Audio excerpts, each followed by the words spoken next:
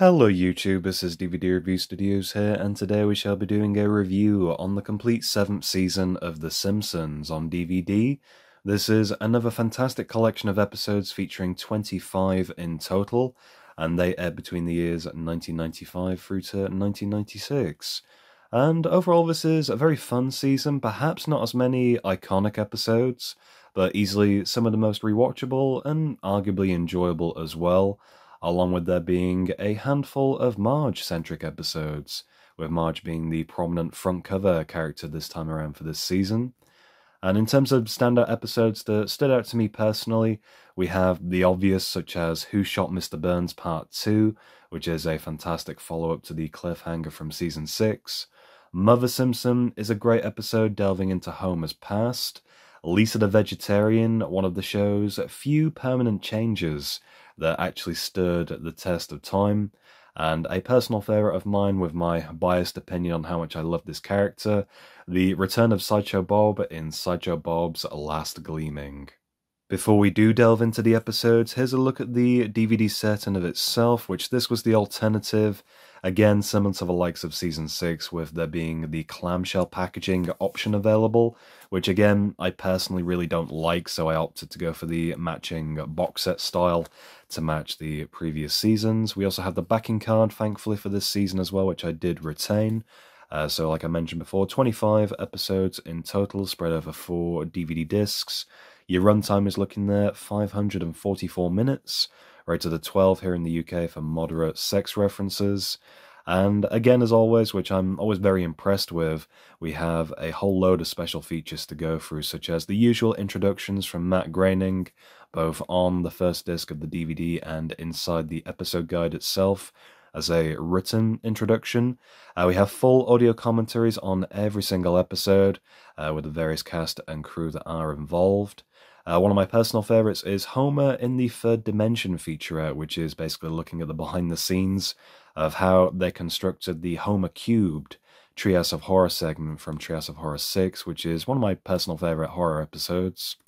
And then the usual sort of multi-angle animation showcases, animator illustration commentaries, sketches, deleted scenes, etc. You get the idea. On the back cover, removing the backing card, we have Maggie and the pets. And then opening this up, here is the sort of inside artwork of the sleeve, and then the actual inner box set there with Marge prominently featured. More images of the pets there on the back. And then opening this up, we have sort of the inner theatre sort of look going on this time around with various characters that are featured throughout the season. And then we have the episode guide, and then a very interesting inclusion which is exclusive just to this season. Does anyone remember the Top Trump cards? This is one that I believe was to coincide with Volume 1, which I sadly don't own. I own Volume 2, which I dug this out of the loft space just to have a look at in this video. But this is an exclusive card, which is obviously usable with the first volume of Top Trumps. An interesting sort of gimmicky collector's kind of game from back in the day, so it's interesting to see that this was included to coincide with the pack of cards. And here is the disc artwork with disc 1, disc 2, 3, and 4. And here is a look at the episode guide, which is made to look like a film festival pamphlet, perhaps, something along those lines.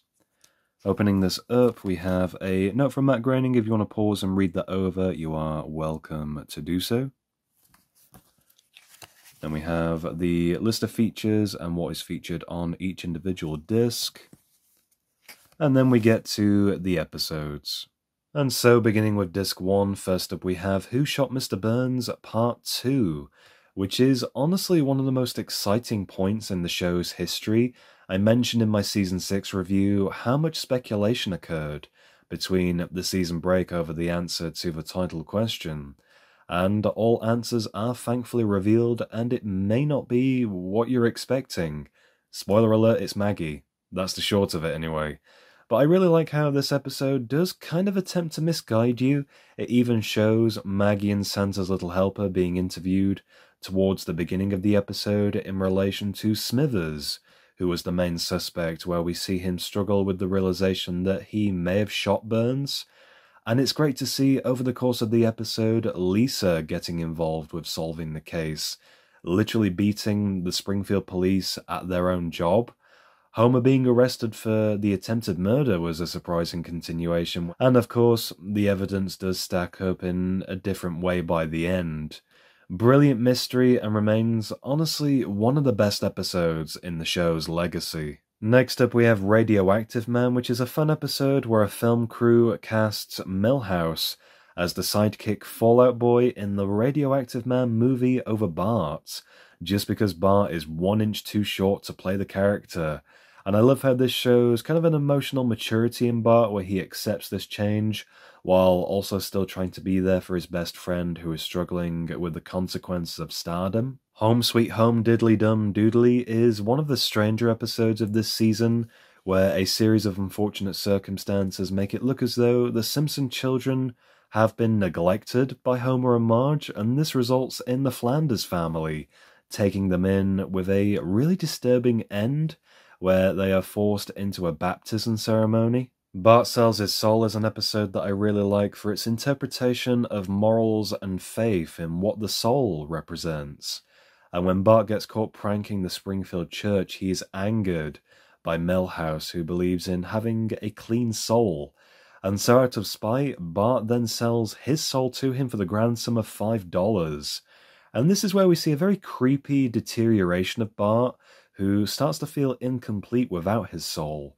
And I also really love the B-plots of this episode, which I honestly completely forgot about until I rewatched it, since it's just so disconnected. And this is where Moe turns the bar into a family restaurant, which is one of my favourite Moe storylines. Here's you! Aw, jeez, and you got the stink lines and everything?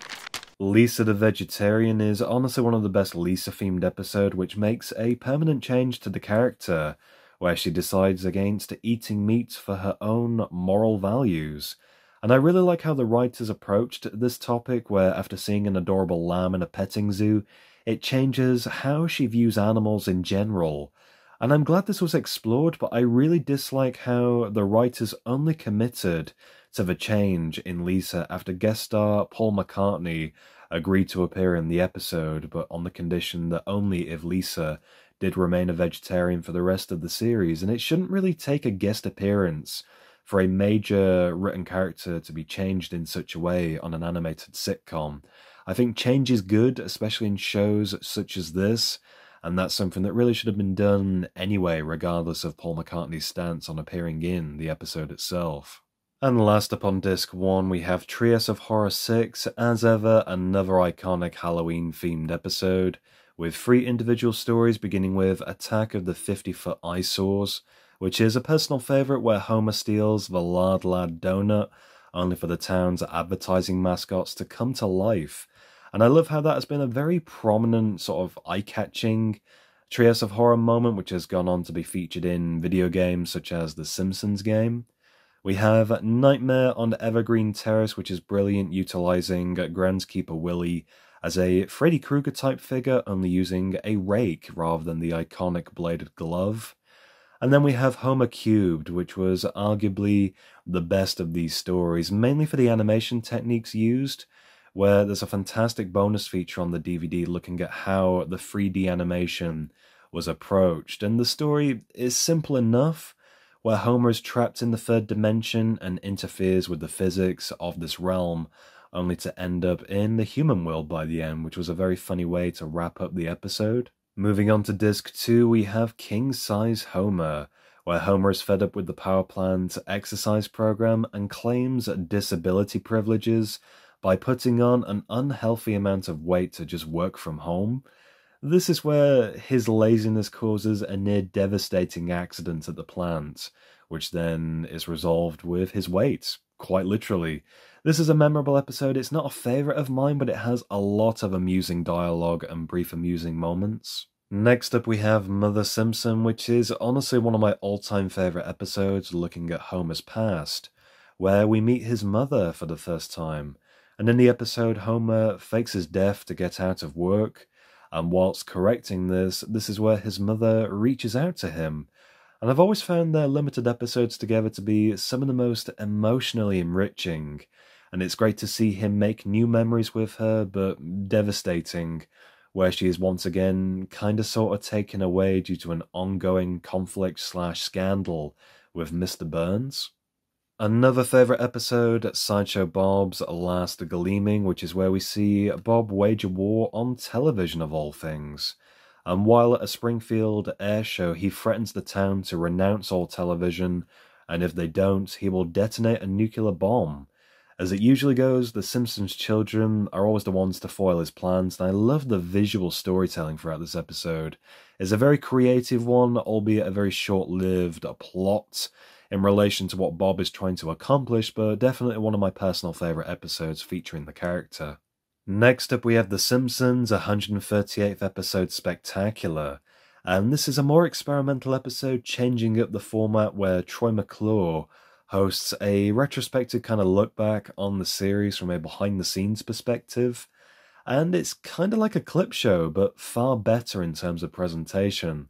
There's a lot of great attention to detail featured throughout, along with some really funny moments, particularly the portrayal of Matt Groening, the creator of the show, of which his character has since been redesigned to be more accurate in later seasons, but I love this one-off look for the character, just absolutely hilarious. Next up we have Marge Be Not Proud, where Bart gets caught shoplifting a video game around the holidays, and is made to feel guilty for disappointing his mother. And this is a really great episode teaching an obvious principle through Bart's internal conflict over what's right and wrong, and how he attempts to make things better towards Marge, which is a very touching moment towards the end of the episode. Next up is Team Homer, which, although is mostly non-eventful, it's a great character-focused episode, with Homer sharing a mutual passion of bowling with various side characters. There's a great conflict featured throughout the episode with Mr. Burns trying and succeeding to join the bowling team, and I love how the Pin Pals has been referenced across the series for quite a long time, including the Futurama crossover much later in the show's run. And last up on the second disc we have Two Bad Neighbors, which is one of those episodes that I always found was on television when growing up, switch on Channel 4 after school, and it always felt like it was going to be this episode, and it's just fantastic. Seeing Homer and the former US President George Bush at odds with one another, almost in a Roadrunner Coyote style, it's just comedy gold, brilliant voice acting in particular, and I love the conclusion to this episode where Homer isn't necessarily made out to be the enemy, even though he does bring on a lot of the conflict. For Disc 3, first up is Scenes from the Class Struggle in Springfield, which is an interesting Marge-themed episode, where she purchases an expensive suit on clearance and ends up showing this off, just for the sake of a pretentious country club. And it's interesting to see her behaviour change across the episode as she tries to retain a more sort of classy representation of herself, where it does suddenly dawn on her that she is basically distancing herself from the rest of the family. Next up is Bart the Fink, where Bart accidentally gets Krusty the Clown arrested for tax fraud, simply by trying to acquire his signature using a banking check after failing to get his autograph in person. And I really like this episode for the downfall of Krusty's celebrity ego, which is where he is once again saved by Bart. Next up is Lisa the Iconoclast, where, delving into Springfield's history, Lisa uncovers a conspiracy about the town founder, Jebediah Springfield, and how he was really a pirate. And I love the internal conflict throughout the episode where she wants to expose Jebediah, where she instead keeps this a secret, seeing how the icon of the town founder brings the people of Springfield together. Next up is Homer the Smithers, which is one of the best and honestly one of the funniest episodes of the entire series in my opinion. When Smithers is forced to take a vacation to clear his mind, Homer replaces the role, and he is absolutely hopeless. I love the sort of comic buffoonery of him taking on such a serious job, only to inspire some kind of independence in Burns by punching him square in the face. For sure, a season highlight in my honest opinion. Next up is The Day the Violence Died, which is an episode I personally feel is really underrated, and is another favourite for its depiction of how the cartoon Itchy and Scratchy was created, which results in a legal battle over the cartoon within the fiction of the cartoon that is The Simpsons. Brilliant concept. But when a homeless man claims ownership to the copyright of Itchy the Mouse, Bart helps to prove this in a court of law, only to accidentally put the animation studio out of business. Next up we have A Fish Called Selma, which is another episode I feel is kind of underrated. Not really one that I've revisited all that much myself.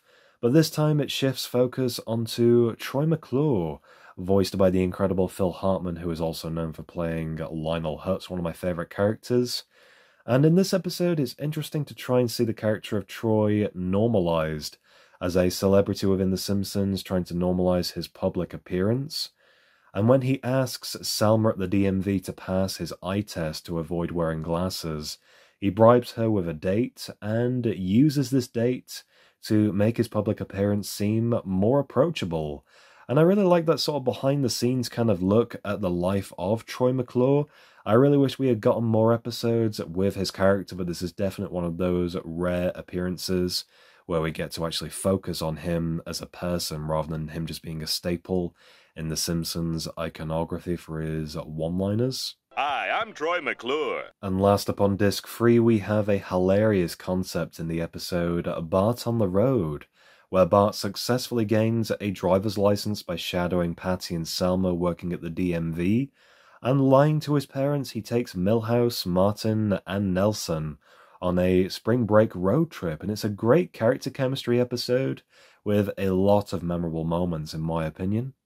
And moving on to disc 4, we have another experimental episode with 22 short films about Springfield.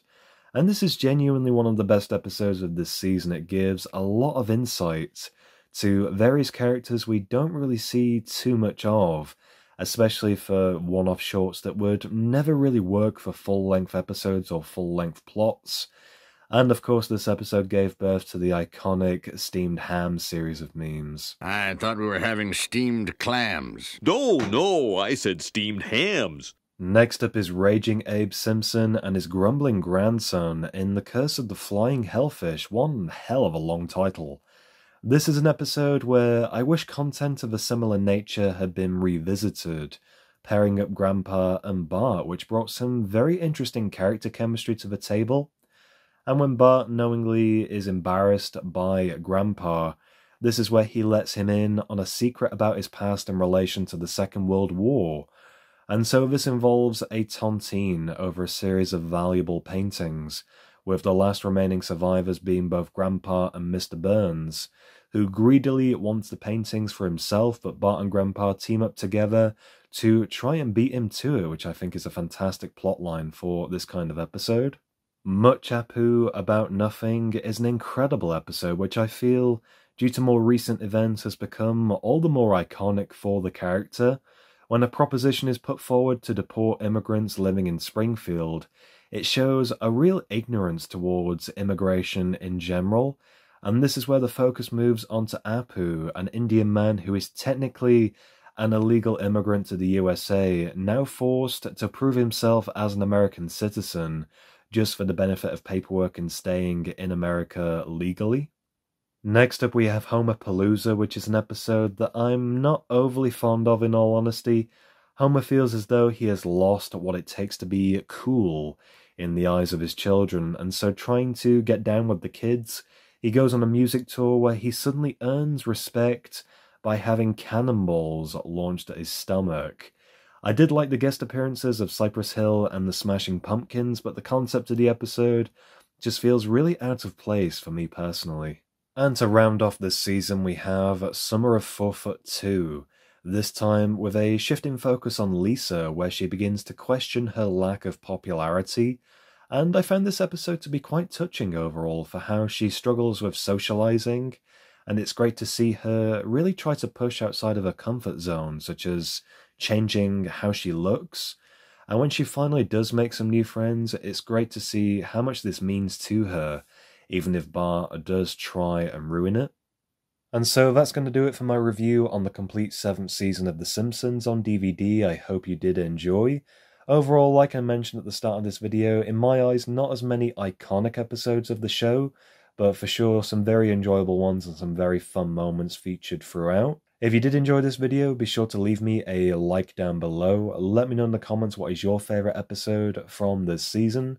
And for more content, be sure to subscribe to my YouTube channel, DVD Review Studios.